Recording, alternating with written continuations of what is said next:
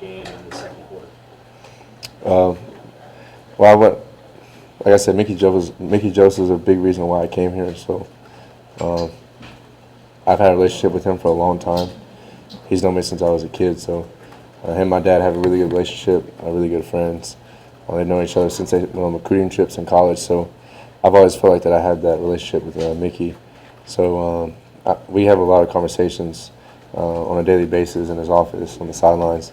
But he's hard on me. He's always hard on me, and I'm hard on myself.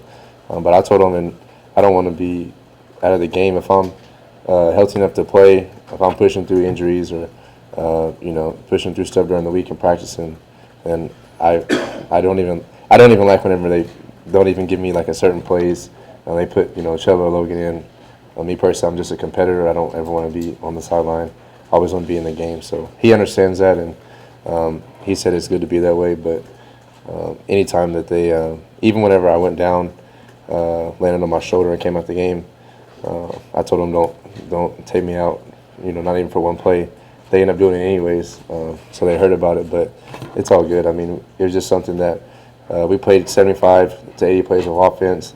They don't want me taking a lot of hits, like I talked about before. So they don't want me playing every single snap the whole game. So I understand that we have to play multiple quarterbacks, especially Chuba and Logan, with them being fresh bodies and them not dealing with injuries and not being banged up. It's something that they're able to provide as well on Saturdays. Did you just run onto the field then? So Chuba went out there and ran a play. Then did you just run out there, or did they tell you to go out there? No, I told him when I came back out of the tent from seeing the doctor that I was going to play the rest of the game. I told Coach Whipple, and he was like, okay, you're back in. So he said that Chuba was only going in for one play. They wanted to get Chuba a little bit of action, like I said. Chuba and Logan have to be ready to play at any point because your starting quarterback can go down at any point bearing injuries. So I understand they have to get those guys some game reps, and so you guys have kind of noticed throughout the season we've been giving those guys some game reps here and there in pretty live situations, no matter what the scoreboard is. So I understand, like I said, why we have to play multiple quarterbacks, especially with me being banged up from week to week. The bye week helped a lot, but like I said, I've been pushing through some things last few weeks, so I understand why they're doing it. Casey, you guys are 2 games into the Big Ten now. Just how wide open does the West feel, knowing Wisconsin's fired their coach this weekend and a lot of other things that happened that nobody could have predicted in the West? I mean, we know we have a chance every week, but the Big Ten West is it's a good spot to be in right now for us. But we're just focused on Rutgers, obviously. Last week we're focused on Indiana, and then you see the scores and stuff every Saturday in college football is crazy. I kind of talked about that before, so you never know what can happen, and we're just ready to go out every week and compete and focus on winning each conference game one game at a time. We can't focus on what's in the past, but yeah, I mean the Big Ten West is wide open right now, so we just have to continue to stack days ahead of us and just take one game at a time. So that's what the focus is now. How does your shoulder feel right now? My shoulders, my body overall is just sore today. I've seen a lot of things last few weeks. First few games, like the Northwestern game, I was fine. Obviously, the first game of the season is the best your body will feel the whole season. Ever since then, I've been pushing through some things. I think I had a left calf contusion, hip pointer, left wrist sprain 1 week. I had AC joint. Obviously landed on my shoulder this past game. Just dealing with some stuff. I think 2 games this year I took a couple of hits to the jaw. So just dealing with the sore jaw, just stuff throughout the week that, like I said, I'm having to manage and deal with. And so that's why it's really important that we have every quarterback ready to play just in case something happens. But this past game, I just landed on it. Obviously, it's painful. It doesn't hurt for me to take hits, but it's the worst whenever you have 300-plus pound linemen plus my body weight landed on top of my shoulder.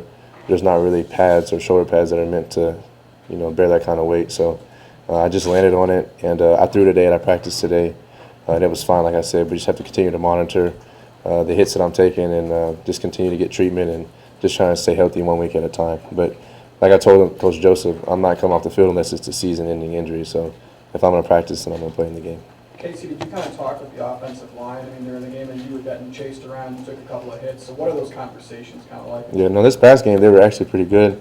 we rotate a lot of guys, and we had a lot of guys playing in the rotation, but I feel like it gave me a good time in the pocket this week. Yeah, I mean, I took a couple of hits, but I think I've had a pretty clean pocket. I just always try to motivate the guys and encourage them. And then whenever it's about to be a big play, I'll tell them, like, this is going to be a touchdown if you guys give me, 2 or 3 seconds or whatever I tell them that we need.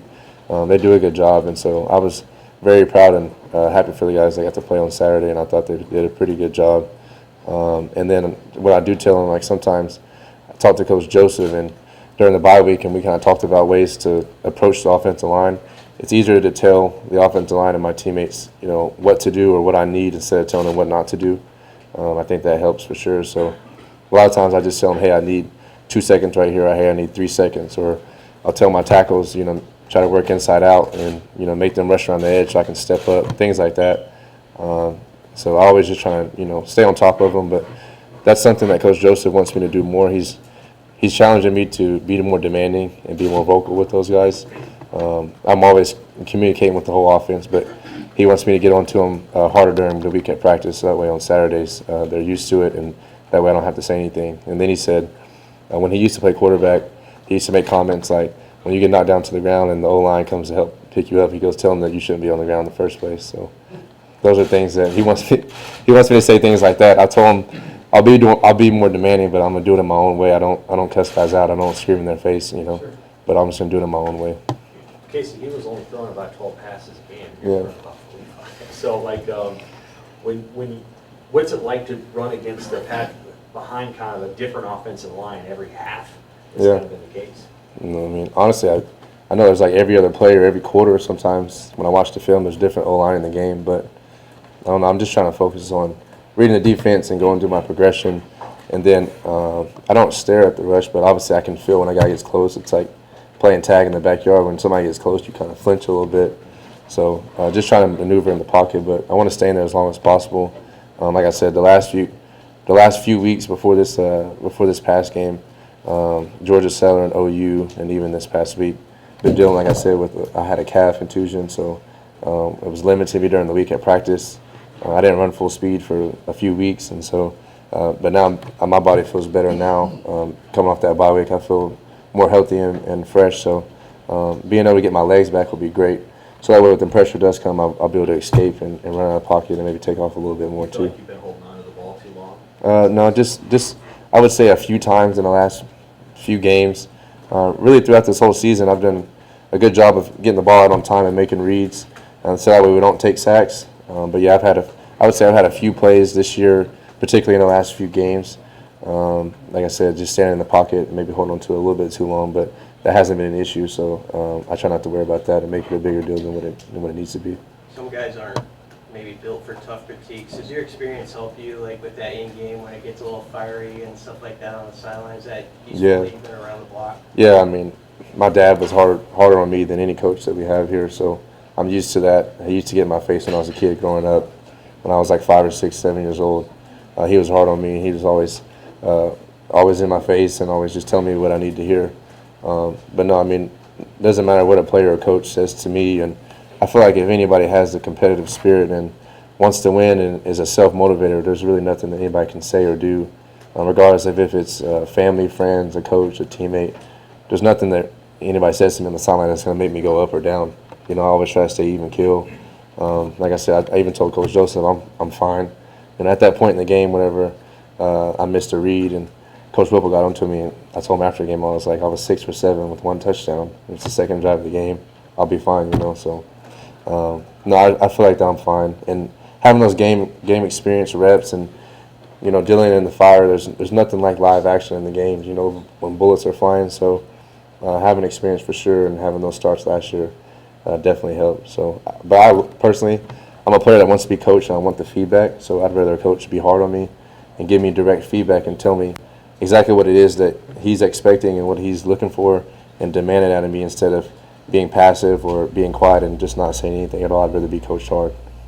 Casey, that idea of monitoring the number of hits that you take throughout the season, as you've started to watch tape in the Big Ten, you played 2 Big Ten teams, and I'm sure you've seen some others on tape now, do you get a sense of how that might grow in importance when you get into the teeth, you start to get into the teeth of this conference, and if it's somewhat unique to the Big Ten just because of the physical nature of the league? Yeah, I mean, I'm still learning as on the go. I'm used to. I mean, last year I had 10 starts, but it was all in the Big 12. A lot of people don't give the Big 12 credit. They have some physical defensive line and defenses there as well with Oklahoma State, Baylor, TCU. Had to play against guys like O'Shawn. He's real fast. He's big. So I would say that the Big Ten Conference is, so far from what I've experienced, has been very physical. We know it's going to be a long season, and every Big Ten game is going to be physical. So at this point, just getting into week 5, week 6, week 7, still being able to play and be healthy throughout the week is important. But the first few games, really just trying to get past like the North Dakota, the Georgia Southern. Didn't want to get banged up during those weeks because we know the Big Ten play is going to be a long season, 8-game stretch. So I would say it's a physical game for sure. But I feel pretty good about where I'm at right now, and I know we've had some guys go down here or there, but we're in a pretty good spot so far. And we're pretty healthy. Like I said, that bye week really helped us out a lot across the board. So I feel good right now, and like I said, I'm ready to go every week. One or two more, Casey. Generally speaking, Casey, what's your philosophy for playing well on the road? And have you ever been to the New York City area? Yeah, I've been to New York one time. I actually went on New Year's. I went for my first time ever going. Some of my high school friends went, and they were like, "You should come to New York City." So I flew there for a couple of days. Went to Miami and New York, kind of just by myself, and then I hung out with my friends there. But it was cold when I went. I remember that for sure, and it was real crowded and congested. But like I said, every game to me it's the same 53 yards wide and a 120-yard field. So to me it's all the same. But playing on the road, I think we'll be fine. The challenge this week is just playing on Friday. But I think we'll be fine playing on the road. I love road games. I like wearing the white jerseys, and I like playing rides. So it's just another game for us, and I think that we'll be fine. Like I said, it's just a shorter week, so have to get our bodies back underneath this and our legs back. But I'm excited to play on the road. Hey, Casey, when you said that you tell your offensive line, hey, give me X amount of seconds, is that kind of the conversation you had before that long pass to Trey at 71-yarder? Like, do you remember specifically? No, I didn't say anything that play at all. I was just trying to get everybody lined up. A lot of the adversity that you guys were talking about during the game is there's just a lot of things that are happening on game day that you can't simulate at practice, with alignment issues, with penalties, with emotions running high, with playing a lot of the guys, rotating different personnel to, maybe getting yelled at by the coach. Everybody's wired up and everybody wants to win, and I think sometimes it's my job to kind of stay poised in those situations and instill confidence and poise to the O-line and the offense. And they always talk to me and say, just stay poised and stay calm. On that play in particular, I didn't really say anything. It was like 3rd and 9, so I just dropped back, took a 5-step drop. I saw Trey beat the dude, I think like way before he even ran past him, so I just let it go, and then he ran underneath it. So it's pretty cool play, and like I said, I was definitely happy for Trey. But in the fourth quarter, I texted Brant Banks after the game. I was definitely happy for him. He came in the game and he played well, didn't give up any sacks, and so I congratulated the O-line, and they're excited to go out to eat for the first time in a long time. So we're going to go to Momo's Pizza at some point this week, and then they want to go to eat again after Friday's game to celebrate as well. So every time we win and anytime the offensive line does a good job, they want to be rewarded, so I'm just going to take them to eat again. Where'd you go? We're going to go this week. Okay. Yeah, we're thinking maybe Momo's Pizza or the Venue or something like that, but I don't know. We'll see. They'll eat anything though. All good? All right.